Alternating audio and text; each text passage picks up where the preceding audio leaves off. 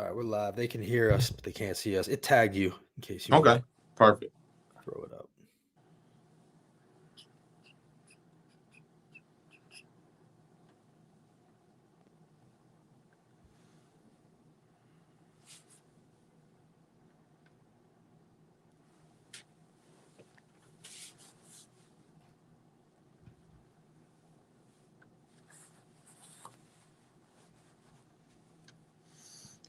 All right, come on in, everybody. Welcome back to the Holler. I'm Justin, founder of the Holler. We are tnholler.com, at the TN Holler on Twitter and Facebook. We're on Instagram too. We're also all across the state. We have all these other hollers from Memphis over to the Tri-Cities. So follow all the hollers if you would. And we survive on your support. Small dollar monthly donations really help. tnholler.com.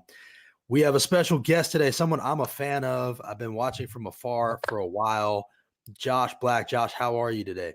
I am excellent, my friend. Thank you so much for having me, man. Absolutely. So I guess I would describe you as like a comedian and host, Nashville's own. How do you describe yourself? Well, I like to say I'm a stand-up comedian, and then I guess that's a tree, and then I got a few other branches. You know what I mean? But Okay. that's my main bread and butter, just doing stand-up. Doing straight up stand up. And where do you do stand up mostly? I know you're at Zany's, right? Yeah, I have a monthly residency at Zany's now. I often do Comedy Bar on 3rd Avenue. That's a newer comedy club here from Chicago. I frequent at the spot called Out East Comedy Club. It's in East Nashville, man. Wherever I can get my hands in, I'm there, bro. And how is the Nashville comedy scene in general? Is it growing? Is it, is it on the map? Son, it's popping. It's popping. Okay. Like we had like hilarious local comics, period, like pre-COVID. But then once COVID hit, most of the comedy game nationally was in LA and New York. And because they shut down so hard and they can't do any shows, and the South is kind of open, a lot of people moved down to the South. So now like the new LA is Austin, and now you have Atlanta, and now Nashville is kind of creeping on up. We have a lot of celebrity comics and huge names that live here now. So it's on and popping, man.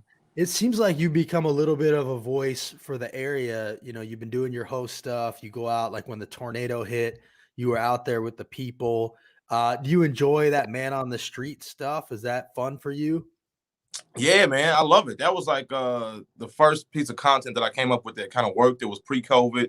I would get on the streets and just ask random questions of people, and they were pretty receptive. People liked it. Like people loved me with a camera crew walking down, just asking them random shit. You know what I mean? So it was funny. It got kind of people moving. It kind of unified people because I kind of purposely took my out North Nashville blackness to white areas and kind of mixed it, and that just creates a lot of good humor. So, what can you tell people who aren't that familiar with North Nashville about the spirit of North Nashville? I feel like it's got its own flavor. I haven't spent a ton of time there. I've lived here 5 years. Like, Okay. what do people need to know about the North? Well, North Nashville is the heart of Black Nashville. We have 3 HBCUs in the same area. You know what I mean? That's where all the Black businesses are. HBCUs, for people who don't know what that is, that's a historically Black college. And most cities are lucky to have one, and we have 3 in just one part of town: Fisk, Meharry, and Tennessee State University. We also have the TSU homecoming. That's like, I don't know what you would call that. That's like the hugest thing in Black culture in Nashville. That's where everybody comes. Everybody and their mama's at TSU homecoming, and it all comes through Jefferson Street. All our businesses are out there. It's just a hub of culture. You know what I mean? So it's a beautiful thing. And of course, it's getting gentrified slowly at this point, but the culture is still there for sure. Is there a general sense like, that it gets ignored sometimes by the city and state, like it doesn't get the resources it needs, or is that starting to get fixed a little bit? No, we don't. Most Black areas in America, you're not gonna get the resources. Now, what happens is you'll have organizations that come through and kind of force the city to do some stuff. So we have Gideon's Army, which is a powerful activist group. They're into stopping violence, and just they did a whole lot for the tornado relief. They saved a lot of lives with that. We have Black Lives Matter. And then we also have just regular Black people that have ran for office and they chose to do something for the area. So, you know, in areas like that, you kind of got to do it yourself. Like the city and the state, they're not going to help you. You kind of have to force yourself to get the resources. Were you privy to when one of the senators, Republican Senator Steve Dickerson, or on behalf of him, they went after Gideon's army and tried to paint them as this like violent Black group? Did you see all that? And like, Yeah, I yeah, saw a commercial when they were doing that. That's an old white supremacist tactic. Whenever you see Black people trying to help themselves, back in the day they would just kill them, and now you can't really do that out in the open. You know what I mean? So you have to just propagate violence, Black savagery. You know, you do all the trolling to kind of discredit what they do, but they're so out in the streets and so in public, and social media helps. That was just too absurd to even work, really. right. And it should be known that the guy that they did that on behalf of ended up losing, and it's possible that that was part of the reason. Do you pay attention to politics? How political do you usually get? I'm going to ask you about the thing that you've been a part of. There's a little bit of a controversy going on in a second, Sure. but in general, are you political? I am. I don't claim a political party. I identify as a communist, so I'm not really into the Democratic Party or the Republican Party at all. I feel like both of them are kind of in place to uphold America and capitalism, and so I'm not. You know, I don't really trust it. You know, I feel like this system is kind of broken. I take that back. I feel like this system works fine. And there's no, I'd like to call myself a revolutionary as opposed to a reformist. So Stokely Carmichael is a guy I really look up to a lot. And he would say often that if you go into a house and it's damaged from the foundation, there's no point in putting new rugs down or fixing the mirror or fixing the door. You might need to just tear that house down and build another one with a better foundation. So I'm really not into uh, voting and stuff. I mean, I'll vote because my mom wants me to. So I give my mom 2 votes. But I don't believe politicians can liberate Black people, or I don't think that America will ever help the working class. And that's kind of who I tend to politically align with: the working class people, poor people, and Black people. So Is that what you said? So I'm now that you're talking, I'm seeing the Che Guevara sweatshirt, which was lost on hey, me at the beginning. Uh, when you say you identify as a communist, what does that mean to you exactly? it pretty much just means I put community before capital. In a capitalist society, what I've noticed is, let's say there's 10 people and there's $100 of resources, right? So there's $100 and 10 people. In capitalism, one person gets $99 and then everyone else has to just share the $1.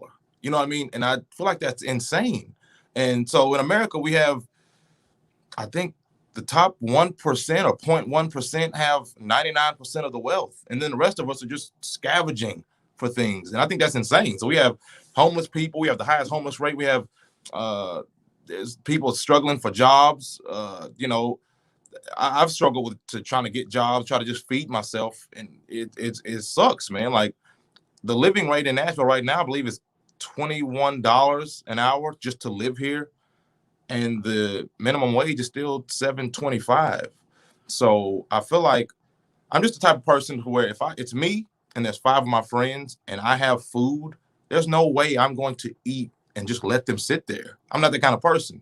And I feel like that's what socialist and communist values are, is just sharing is caring. I'm not really a greedy dude. I don't want $1 billion while people suffer. I give to the homeless if I can.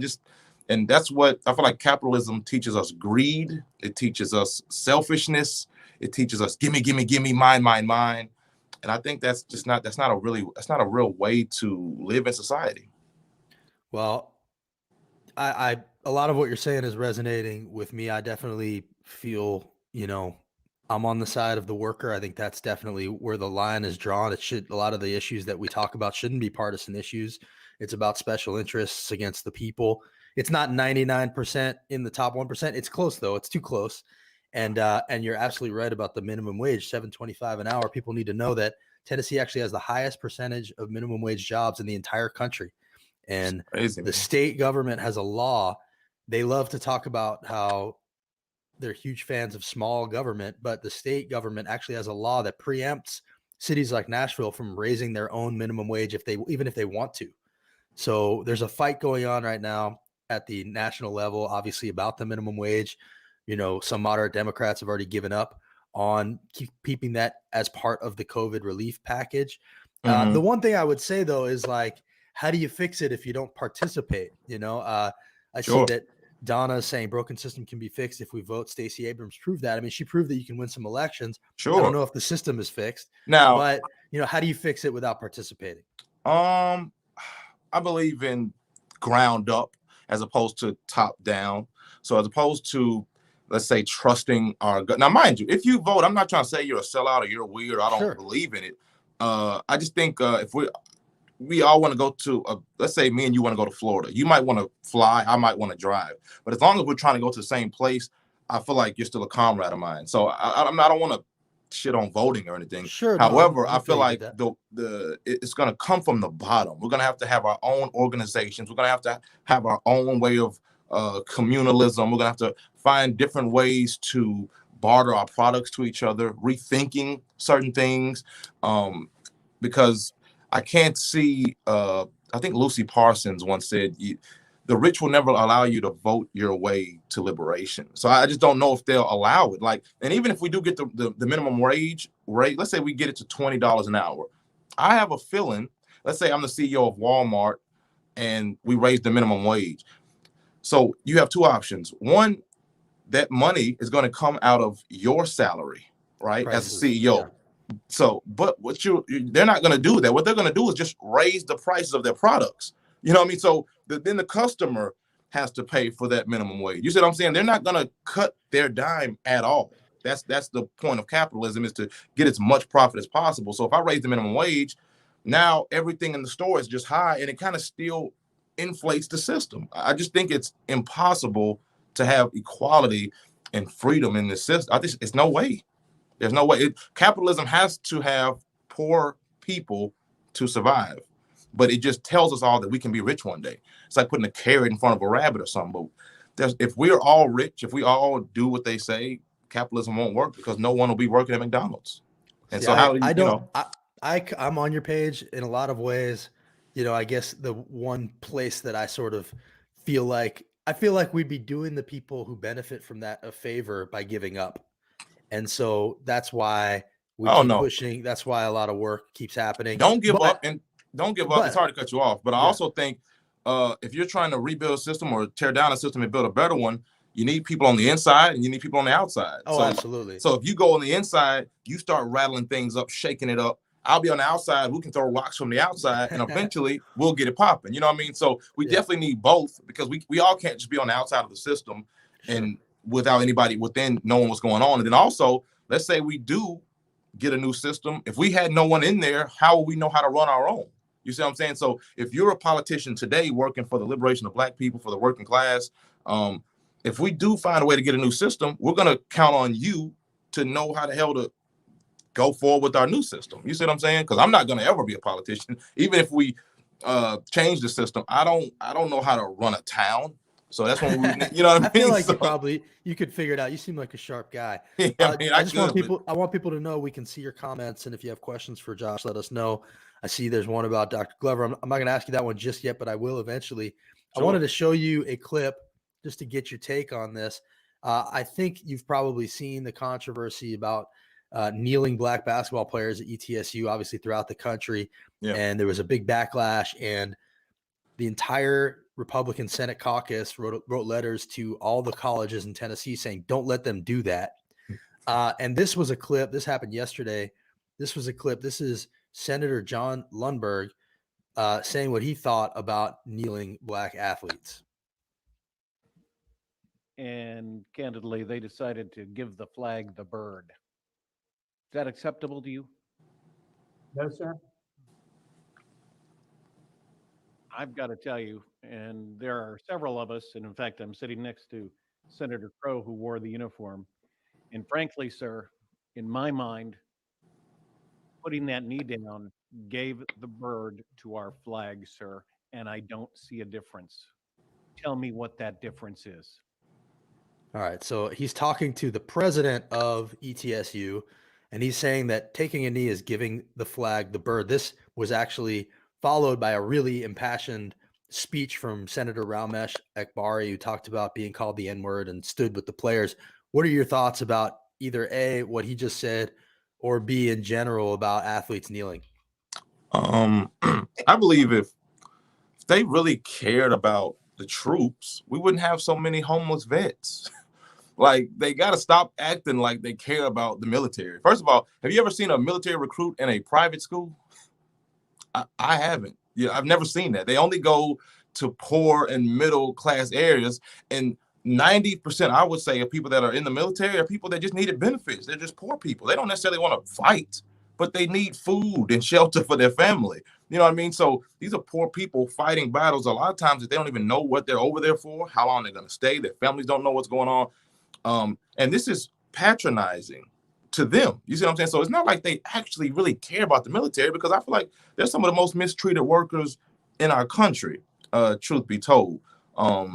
So to pretend that you care about them is patronizing to them. And then also, of course, kneeling is, I mean, that's insane. It's like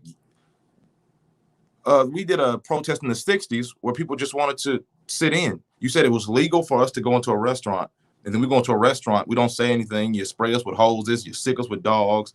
This is the same type of talk.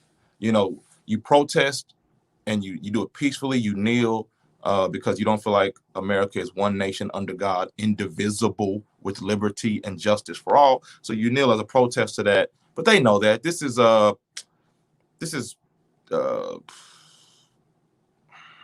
it's just normal white supremacy, everyday stuff, but they're getting a lot less sharp. This is dull, it's dumb. People know that already. They don't have any new takes. So they just kind of do the same thing they were doing with Kaepernick, you know. So, and I guess I would say kneeling is much better than, okay, I'll put it like this. When Osama tore the towers down and he bombed us, no one in America kneeled. You know, no one was praying and kneeling. They went to war and they fought to get their justice back.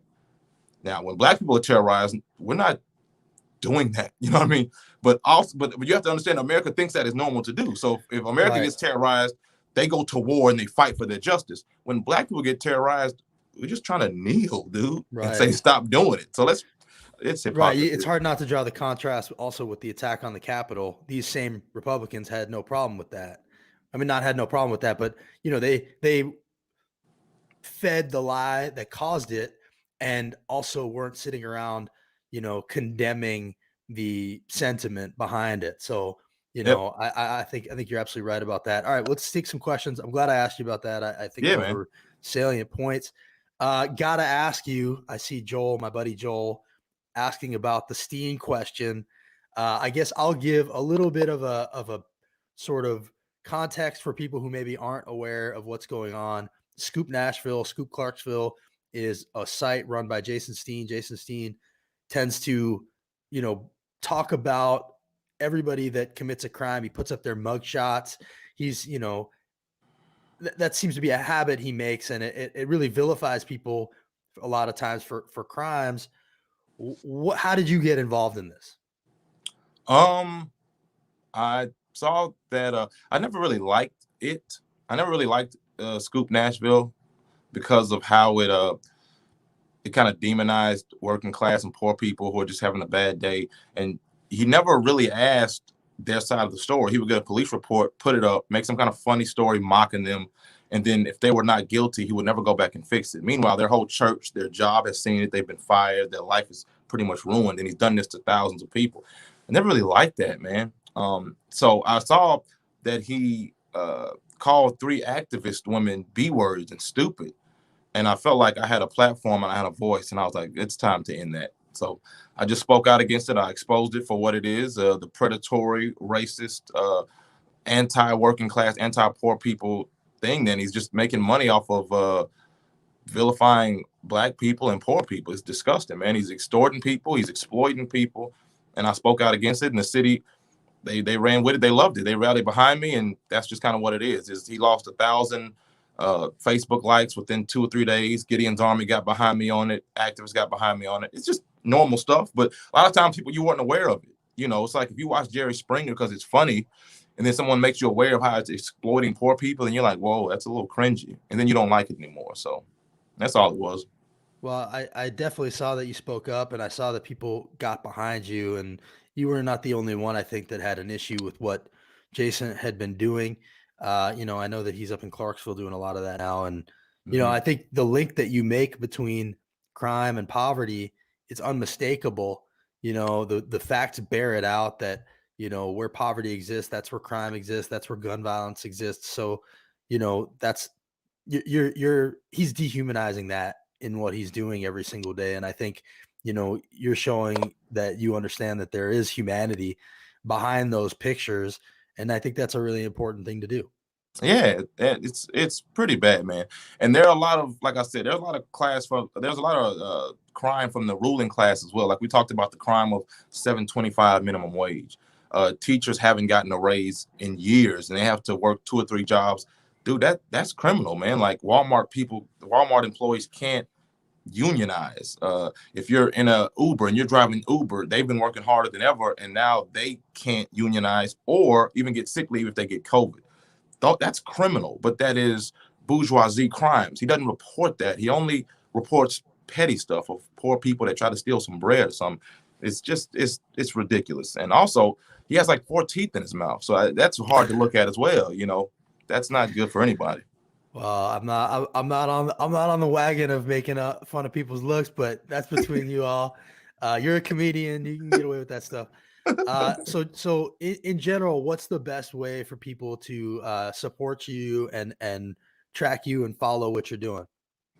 Follow me on social media at Sir Joshua Black. That's everywhere. Also go to my YouTube. Please subscribe. That is Joshua Black as well too, right? I have a show coming up Wednesday that is March 10th. It's going to be popping. The tickets are going crazy. They're probably going to sell out in the next few days. So please get your tickets. They're only $15. I'm going to have myself, some of the funniest comics in this state and in the Southeast are going to be there. I'm not just saying that to sell the show. These dudes are really funny. Like, so funny that I was almost like, you can't be on the show. You might outshine me. You know what I mean? So they're that funny. So please come out. Enjoy comedy here in Nashville and kind of expose yourself to it, man. We got a lot of funny comics. We might have a few celebrity special guests. You never know. Do you have any comics that you like look up to and try to model your game after? Yeah, man. I love Dave Chappelle. I love Jerry Seinfeld. And Joel's trying to recruit you to Clarksville right now. Come to Clarksville, okay. All right, well, yeah, if y'all can shut down Clarksville, I'm coming. I'll move up there. I can't be too close to a weird man like that. But yeah, so it's gonna be fun. And also I look up to 85 South. That's a trio of guys. They're doing comedy. They do a mixture of stand-up and improv, and they are killing the game right now. They're like changing the game of comedy. So that's a big inspiration of mine too. All right, before we let you go, one last thing. I want to show people a clip of what you do with your man on the street stuff. This is one that I saw that I thought was super funny. Okay. This is a dude that you talked to on the street in Nashville. Now, if Joe Biden wins the election, do you think Kamala will go back to dating black men? No, sir. I choose to be Jesus Christ. And guess what? I didn't choose by myself. It was chosen for me. I never been shot. I never been stabbed. I've had sex with a lot of girls. Listen, I'm such a whore.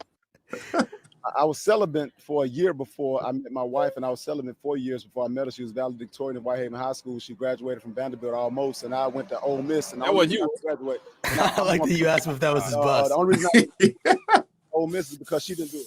I love you guys. You're great.